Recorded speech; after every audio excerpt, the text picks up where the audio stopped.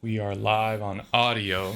I am not doing no intro anymore, so like we just vibing, bro. Like we're rocking and rolling. That's cool. Let's We do in it. this joint, yes sir, yes sir. Let's How you do doing it. today, bro? Bro, I'm blessed, man. Yeah. Can't complain, bro. Just Good day. Yep.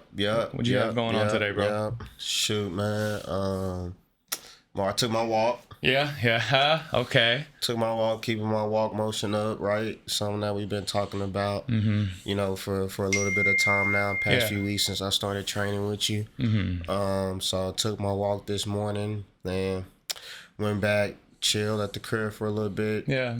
Went to go get chopped. Went to go get a fade real quick. I see it. Yep. Nice and clean. You got it re-braided and everything Yeah, I got too it today? braided. I got it braided. I got it braided yesterday. Okay. Yeah, Yes, sir. Yeah. So yeah, man. Then picked my wife up earlier. We had a doctor's appointment, and then now I'm here to record. I'm gonna take my shoes off, bro. I ain't gonna lie to you. You good, man? I ain't gonna lie to you. I'm about to get comfortable, do bro. what you gotta do, bro. Do what you gotta do. As long as your socks ain't dirty, man. Hey, nah, look, they're not. I just actually, I just swapped all my socks out recently, bro. Like, threw away a bunch of old ones. Bro, you have to do that, bro. Like with the white tees, tank tops, white all socks, that, bro. All that, anything, bro. it's gonna get dingy. You know what I'm saying? Bro. So, it's like as I get older, I get better at doing that stuff. I swear, when I was in like high school, early college, bro, I'd be wearing some raunchy shit, bro. Yeah. Like be having some underwear that definitely need to be gone, bro. Yeah. But definitely need to be better at that, which I have been, bro. I think it's like every like 8 months I'm gonna swap out white socks. Gotcha. Which sucks because Nike socks ain't cheap either, though. They're not. They gonna cheap, be at bro. least 25 balls for a pack. You know what I'm saying? Yeah, bro. And then I got my inner white side in me and got these ankles this time around, bro. I ain't had ankles in a minute, bro. I've actually converted to the ankle no shows for like most of my socks. I have them on too. You know what I'm saying? How long you been doing that for? Bro, I've been doing it over the past year or two, bro. I've converted to like the low sock for some reason. I don't like the crew sock. You know, back in the day, you used to put on 2-3 pair. Boy, when you hooping, boy. Both Nike Shine selling. Yeah. Were you in the generation where you fold? Like, there was a small point in our younger days where we wanted the no shows. Did you ever fold your socks to make ankles? Fold them down. Yes, sir. Yeah, flip that toe down. Yeah, bring the sock down. Bro, I used to have these pair of babes that, like, they were baby blue and they were see-through on the other part of it. So I could wear, like, pink socks, black socks. Then I'd have, like, I could almost have different shoes. You had the see-through babes? Yeah, bro. The see-through shoe era was I insane, didn't even know bro. what I had back then, bro. I wish I still had them joints. Because, you know, when you was probably 7th, 8th grade and your shoe size was pretty much your shoe size at that point. Yep. But I looked silly still, though. Yeah. I had these body big old shoes. Yeah, body ain't My parents knew what they were doing, too. They were like, you probably a 9.5, but let's buy you 11s. Yeah. Like, just because that's probably where you about to be at. So, right. Yeah, bro. We tucked the socks, see-through shoes. Yeah, bro. It was a whole era back then, bro. When it comes to your 9 to 5 and like your personal life, like what's going on with you there? Yeah, bro. So, I work for the bank right now. Yeah. And pretty much what I do for them, I'm a senior banker, so I do your everyday normal consumer people accounts like that come in. You know, I want to check an account. They bringing their kids for the summer or international students coming in from another country. Just open accounts up for a lot of people for all walks of life and just pretty much just give financial literacy on like how you should bank, how banking works. Yeah. And I also work on the business side of that as well. I open business accounts. I help people get small business lending. I do a lot of things. I do a lot of things as far as like both consumer and business as a senior banker. And how would you say you leverage that into like your personal like life? Like how are you using your 9 to 5 for your personal life? Like, you know what I mean? Yeah. I think just everything that I learned from it, I take it and I use it for my personal life. Like I'm literally getting trained by one of the best banks, you know, in America to you know, help everyday clients with their everyday financial lives.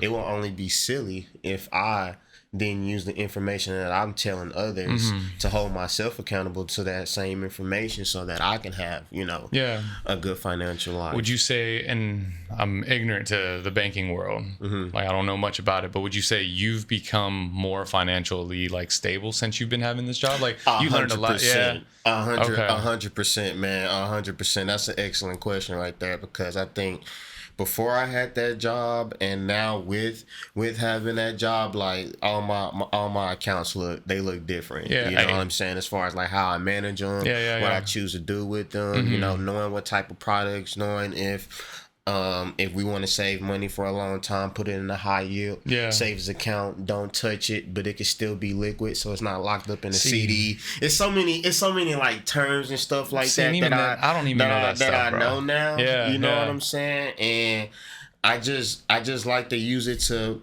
put in my own daily financial planning, and just like the people that I love, that I speak to every day. I just ask them general questions like, hey, what you been doing to work on your credit? Or hey, who do you bank with? Oh, okay, what's the interest on your savings account? Okay. And I give, the people, people that I'm very close to, just certain financial solutions. But it just sucks that like what they need. we didn't grow up like, I think regardless of where you come from, unless your parents are teaching you this in the background, like you don't learn this in school.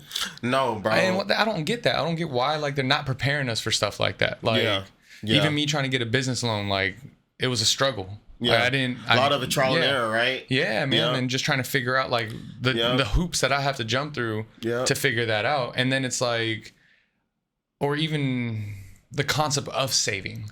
Like, why is it important? Like some people get it, they understand it. Yeah, exactly. And then, I'm more of a sporadic spender for sure. Like I definitely, I'm a lot better now, but I used to always just be like, man, I'm gonna die anyways. I might as well spend my money. Yep.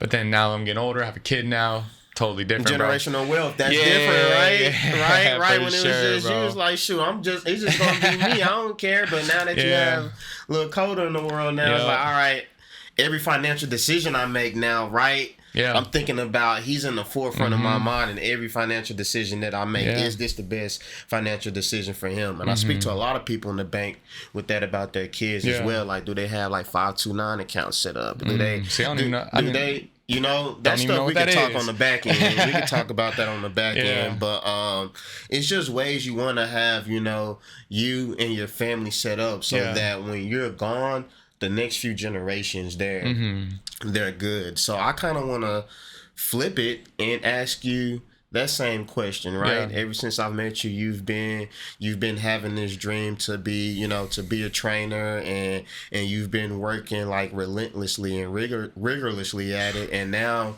you're here, right? And just thank you for the blessing as well, just to be able to train with you. We're in your content room right now of the gym. Yeah, you know what I'm saying? Like, my boy done came a long way. So just break it down to me, bro. Like, what did that journey look like, and what made you step away from the 9-to-5 space to come here now? Yeah, man. This whole thing was created in like 2017. And from there, I took bigger roles in it and then became like owner of it, basically. It's like, it started, like, if I really break it down, it started with like 13 people. Like, a lot of people don't know this part of it, but it started with 13 people, and every person had like their division of Project Transcend, because there's supposed to be Transcend Gaming. There's supposed to be like Transcend Nutrition, Transcend Fitness, and the umbrella was Project Transcend. But anyways, what made me like leave the 9-to-5 was a lot of what we were kind of talking about when it comes to what can I leave for my children? You know what I mean? And let's say I'm working a 9-to-5 and I'm 60. It's time, I'm getting close to retire. It's like, okay, I got 100K to maybe 500K saved up. It's like, and then I still got to live for the rest of my life. And so what am I actually giving my children other than maybe the house that I bought, the car that I have? Like, like what investments do I have? So real quick, this isn't the main reason, but I want to be able to give something to my son. So I have a gym, I have a name, I have a brand that I can give to him or give to the other children that I may have at some point. and it's something that he can turn around, flip it, sell it, whatever he wants to do with it. He can make the decision now, and then, or even just terminate it, like whatever he wants to do. But it's giving him something, right? Right. The main reason, man, is just respectfully, it's for the birds, bro.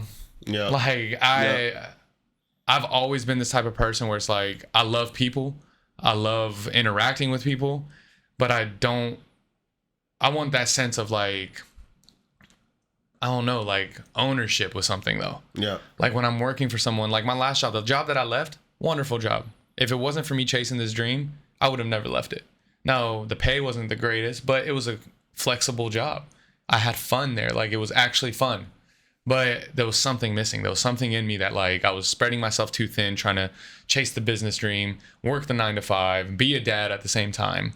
And like owning a business doesn't make things easier, but man, I've been able to spend more time with my son, you know? So there's just, I think the main reason why I left the 9 to 5 world is because of the dream that I had to own my own gym. And that's where it's like, I feel bad for my 9 to 5 that I had, because I knew that from the first day in there. From the first day I got that job, I knew I wasn't going to be here. Like, let me tell you something, bro. What's like, up, man? You die tomorrow. If you would have died before this happened at your 9 to 5, bro. Yeah. Somebody's already in the next cohort, ready. You know what I'm saying? Oh, bro. To take your spot. Yeah. So I think you did the right thing. Yeah.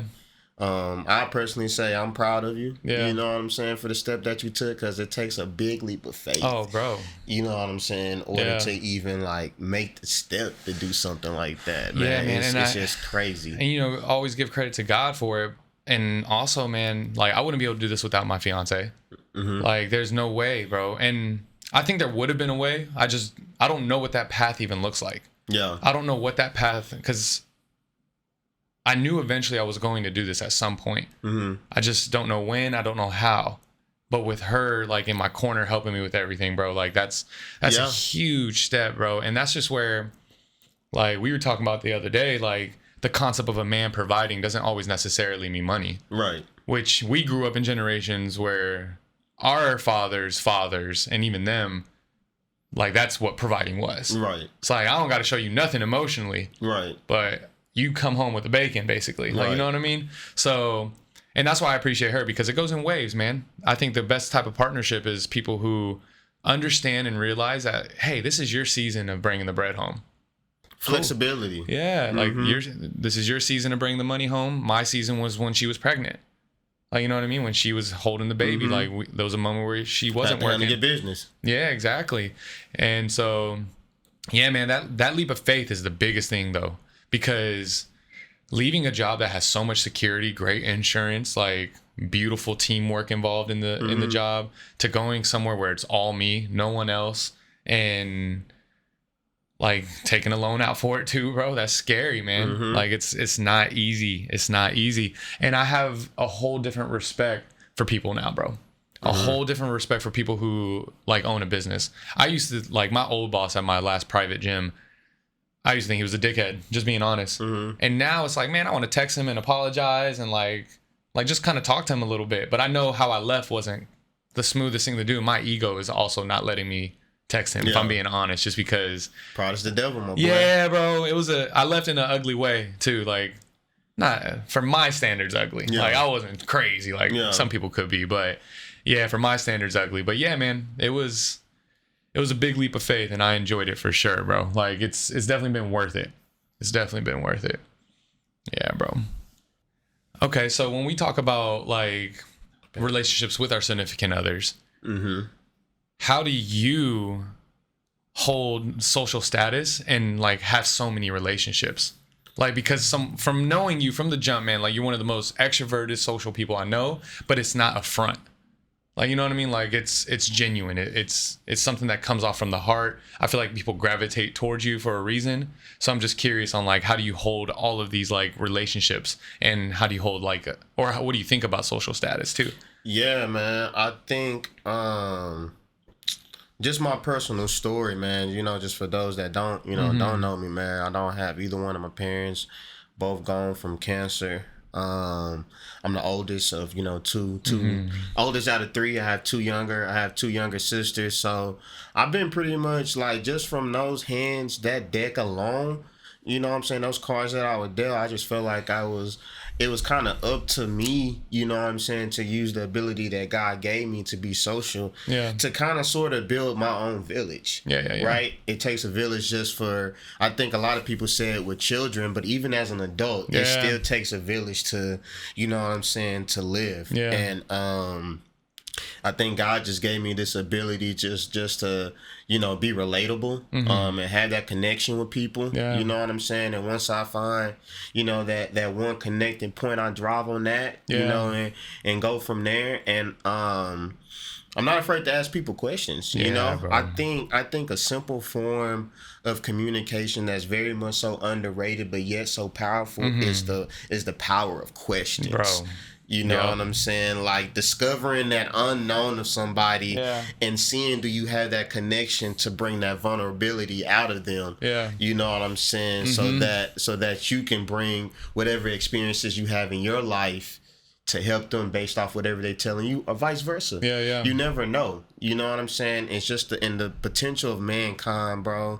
You know, like the good part of it. You know, a lot of people like to speak on like the negative parts and stuff like that, but I like to shed light, you know what I'm saying, on the positive part. I don't know who I'm meeting. I don't know who I'm talking to on any given day, and what they can give me or what I can give to them. So that's pretty much, and I can speak a lot more on that, man, but that's pretty much like just my answer to that in a nutshell. When you ask me, hey, how do you build these connections, or why do you build these connections? You know what I'm saying? And what's the purpose of them? And that's pretty much the purpose, man. Just to have my own personal village. I darn near feel like I have a firm up under me right now. I have a guy I can, you know, I met in college in 2016 and I'm patient, and I'm there for the journey, and I try to be genuine. Like, hey, what's up? You know what I'm saying? I know you was chasing this goal. You know what I'm saying? I'm checking in on you. The check-in is so underrated too. You know what I'm saying? Even to people that you don't talk to every day.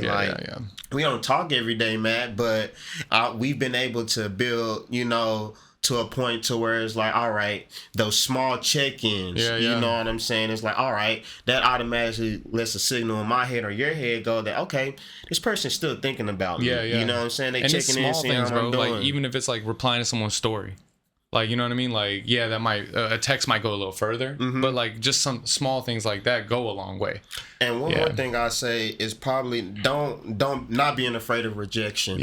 Bro, I was just about, get out of my head, man. I was just about to say, the one thing I'm not afraid of is no's, bro. Like, hey, you know what I'm saying? You know what I'm saying? Knocking in your head. But nah, bro. But not like, for real. Like, one thing I always tell people is like, something about me, and that's why I relate to you on this, is like, I'm not afraid of the no's. Like, if I ask a question, because you were talking about questions, like, I'm going to ask questions. I'm going to ask you, hey, do you mind helping me with this? Or do you mind? And I'm not afraid to be wrong either, though.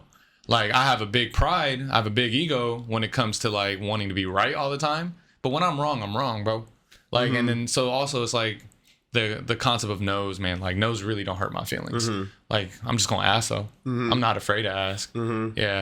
So yeah, bro. I've lost a lot, man, just with losing the people that I've lost, bro. And it's just a fear of not losing. It's like, I already lost, you know what I'm saying, a lot. So if I take a L, or I get a rejection in a certain area, who cares? For me personally, you know what I'm saying? So the light is always on the other side. Do you talk these things out? Like, whenever you're talking about, like, there's got to be some nerve sometimes before asking certain questions to certain people.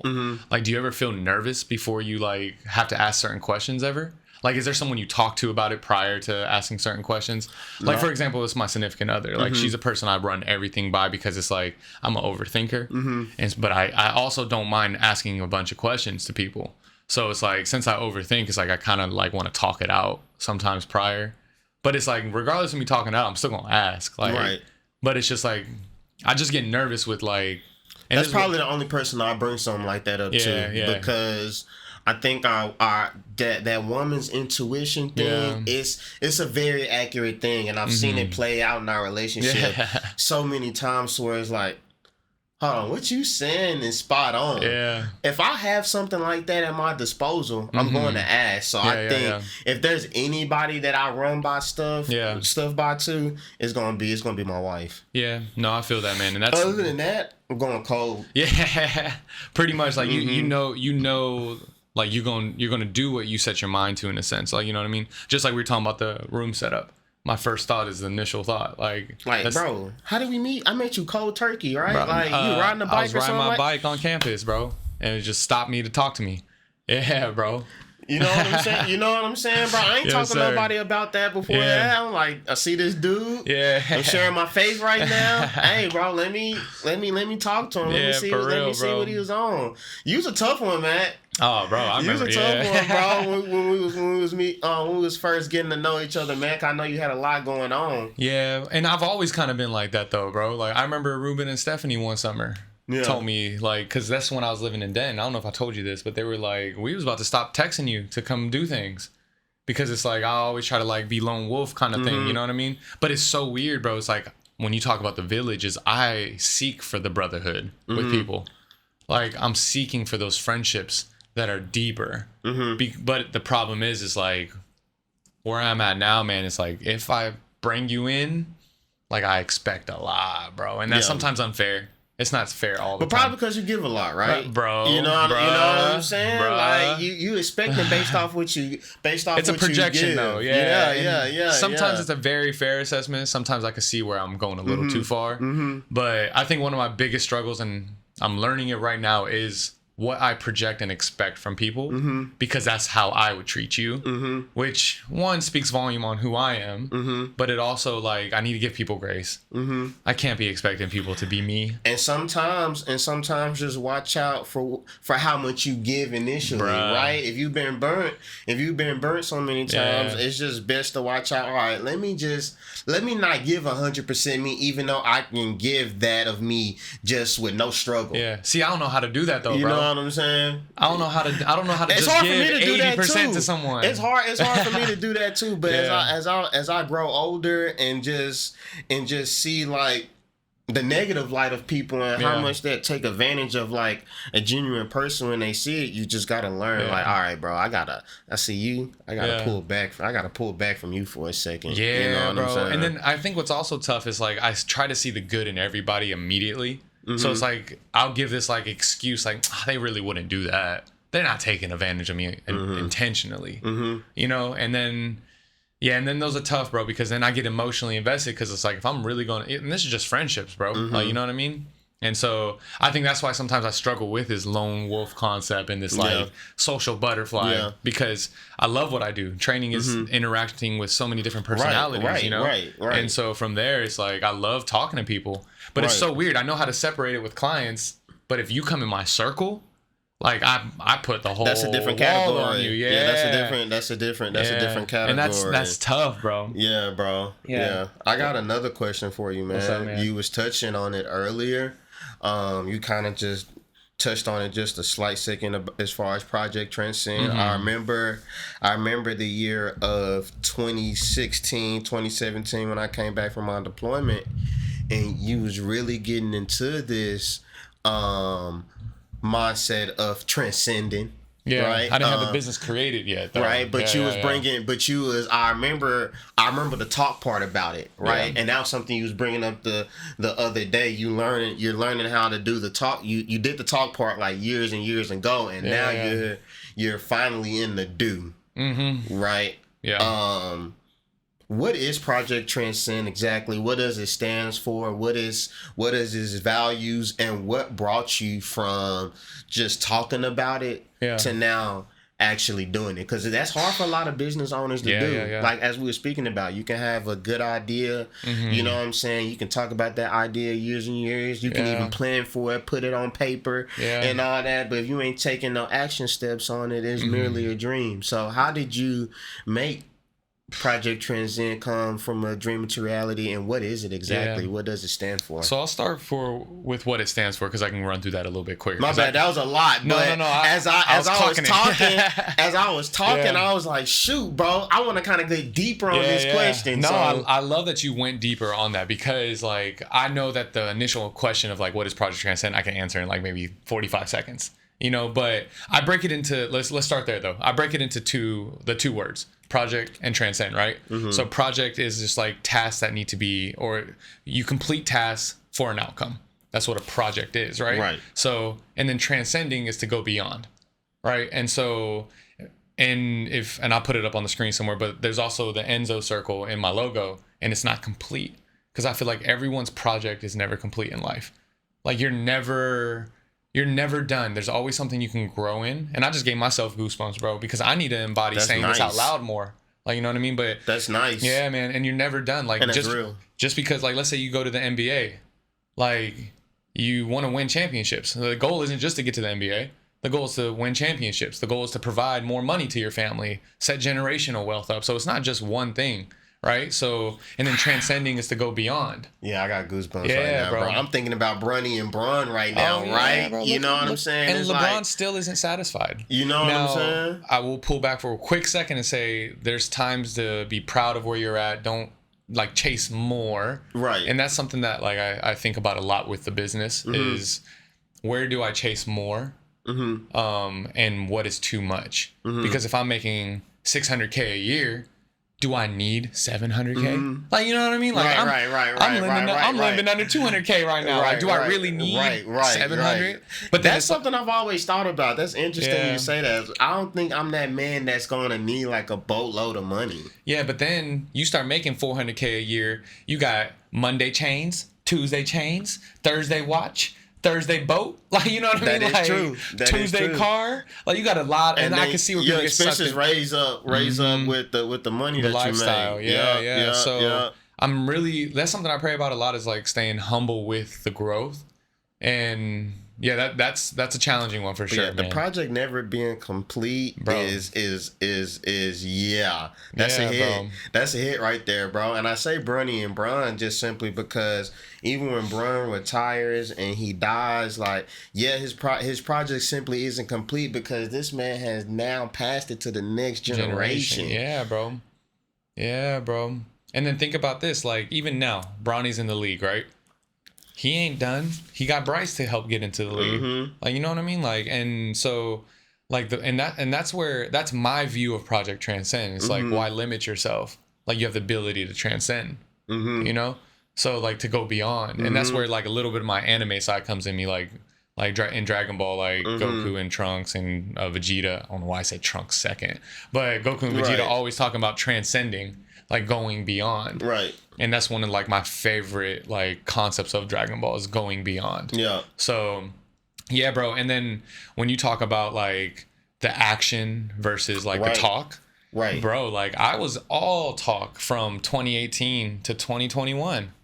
Like, let's be honest, bro. Like I did things subpar always. Like when it comes to the business, like, and don't get me wrong, bro. Like I feel like these are the stories that an entrepreneur can tell to a new entrepreneur. But even if you were to tell me this while I was a new entrepreneur, I would be like, yeah, everyone says that. You got to go through the thick of it to make it out. Like, but it's like until you go through it, like you don't get it. For me, the thing that correlates with that like perfectly is having a kid. Like you don't understand what it's like to have a kid until you have a kid, because I thought it was going to be solid. It's amazing actually, but like there's a lot of rough things that like no matter how many times someone tells you this, you just got to experience it, man. So yeah, and so that's why when a lot of people talk about it, bro, a lot of people want to do things, a lot of people want to like, and I'm reading this book called I finished it actually. I'm really you did? I ain't finished a book since like 2015, bro. Are you locked in? Like, bro, yeah, I just read a book, bro. That's a whole nother world right now. But I finished this book called Atomic Habits. And there's this one chapter where he talks about how people live in this talk phase. And he words it way better than what I'm doing right now. But it's like taking the action. Because like, for example, let's say for nutrition, you wanted to be like, Matt, look, I'm trying to eat better. I'm trying to do this, and that. How do I go about it? We talk about it. We go about it. But yet you don't take any action on all that time that we spent talking about it. Then 2 weeks from now, you do it again. So people plan it, but what they don't do is plan how to execute. They make the beautiful plan. The plan looks great, but what you're missing is the execution plan. Like, how do you execute going to that? And so I was living in this like action plan where I would do like little side quests to get Project Transcend and Grow, which were important, but it wasn't the main thing to get done. Like, why wasn't my website done for the longest time? Mm-hmm. Like, you know what I mean? Like, that's one of the biggest things I should have gotten done. I feel like you procrastinated a lot. Oh, yeah, bro. Mm-hmm. Like, but I got t-shirts flowing. Buy my t-shirts. DM me on Instagram, but you don't got a website to sell them. Like, I'm doing side things because what's going on is you do something small on the side, makes you feel better about not doing the main thing. Bro. And that's going to be hard to hear for a lot of people, bro, because I do it all the time. Like, man, I got to wash dishes. Damn, I need to actually vacuum over here real quick. Because it's simpler. Yeah, it's easier to vacuum. Yeah, bro. But it's still a task. You still feel accomplished. Come on now, bro. Say, bro, I need to get you a podium. Put me on the TED Talk, dog. My goodness. Yeah, and that's just like, and I'm going to be honest, I didn't learn that until the last like 7 months. Like, I'm just now discovering this action concept. This concept of like really like working for it and chasing it, like, you know, the man of your word kind of thing. Yeah. Like, yeah. Mm-hmm. And that's tough too, because it's like you can be a man of your word in so many different ways, but like when you really are talking about doing something to grow, or entrepreneurship, let's just keep it in that bubble. Entrepreneurship, like it's not as easy as people say, but it's so easy though. Mm-hmm. But there's a lot of things, taking that leap of faith, executing on like certain plans. So yeah, bro, it ain't for all though, bro. It ain't for all, bro. Bro, like, I wish I would have cut you off before you asked me that question, because I wanted to like follow up with another question when we were talking about like the concept of being social and like having so many relationships. But why do you love connecting with people though? Like, what about you loves these interactions? Like, why'd you show up today for this interaction? Like, there's something other than like dropping dope content. Like, you know what I mean? Right. Like, there's something about like a conversation that like intrigues you. I feed off of it, bro. Yeah. I literally, it literally feeds me. It literally gives me energy. Like, like you said, I'm an extrovert, so I literally, I feed off positive, all energy, you know what I'm saying, from people. But I try to dictate, you know what I'm saying, what type of energy I keep around me. You know what I'm saying? Come on, bro. So yeah, bro. So I try to talk to people that are healthy spiritually, that are healthy physically, that are healthy mentally, that are healthy financially. You know what I'm saying? And those connections, man, bro, they help me get better. And I already know I'm dope. Yeah. You know what I'm saying? So yes, whatever I'm finna give to the next person, it probably won't necessarily be monetary, or it might be. You never know. You know what I'm saying? I've been on both sides of the coin, but it's really those intangible things that God has blessed me to be able to give the people that really just hits more for me than anything. Like, just if I know somebody down or somebody going through some adversity, because I know I've been through adversity, talking somebody through some adversity. Well, I was just going to follow up with that. Like, what are your thoughts on like when people like aren't giving you that good energy? Like, where is your line on pulling away or pulling back from those people who aren't going to help you grow, who aren't doing what you want to see in life, as in like successfully in every aspect, but your energy can help them. Like, but where's your line on like, all right, that's tough, bro. I'm a giver when it comes to that. It's kind of like what you was talking about earlier when I was challenging you. You might have to pull back on what you give, but it's hard for me to give. Yeah.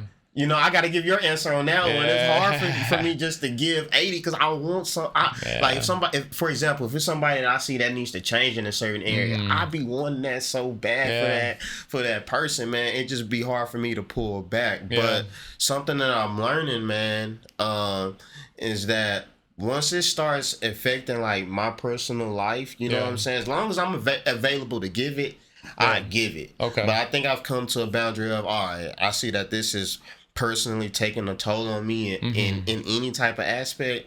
then I gotta pull back, Yeah. and I'm gonna let that individual know and communicate with them. Hey, I'm doing all this for you. You know what I'm saying? I'm trying to do this for you, so because I want to see you progress in this certain area, but it's beginning to take away from me. So now I have to pull back and let that person respond from there. Yeah. That's a tough conversation, though. That is tough, bro. Those are tough conversations to have, and I'm not very much so a confrontational guy. But as I get older and as I mature more, that conflict sometimes is what brings peace. Yeah, I'm gonna be honest, man. The people I'm closest with, I've had hard conversations with. And I feel like if you can get past that, like you see the good and why they even brought that up. Like if in this conversation we're talking about, this ain't with no random stranger right now. Like with this scenario we're talking about, this is with people we care about. No, definitely, 100%, 100%. Like, and so in my mind, it's like, all right, you tell me I'm doing some stupid shit, like it's gonna be hard to hear. But like I'm gonna respect you more now because you're the person who said something told about me. it. You know what I'm saying? I feel like that's real genuine love, man. People that just be, you know what I'm saying, watching people crash out and stuff like that, man, and being a hype man and condoning the crash out, bro. I can't respect that, man. Yeah, my buddy who was in here recently, he said he moved out to the DFW. He was like, all right, man, I'm gonna be working out with you, but you gotta do the things I want to do. Like, come kick it with me, watch some football games. And it's like, those are moments, it's like, he's being real with me. It's like, bro, like, everything ain't your business, man. Like, everything isn't, like, business in your kid, which it's a pretty big thing. And I respect, it's a hard thing to hear because it's like, in my mind, I want to be like, you don't get what I'm going through, bro. Like, I'm building a business.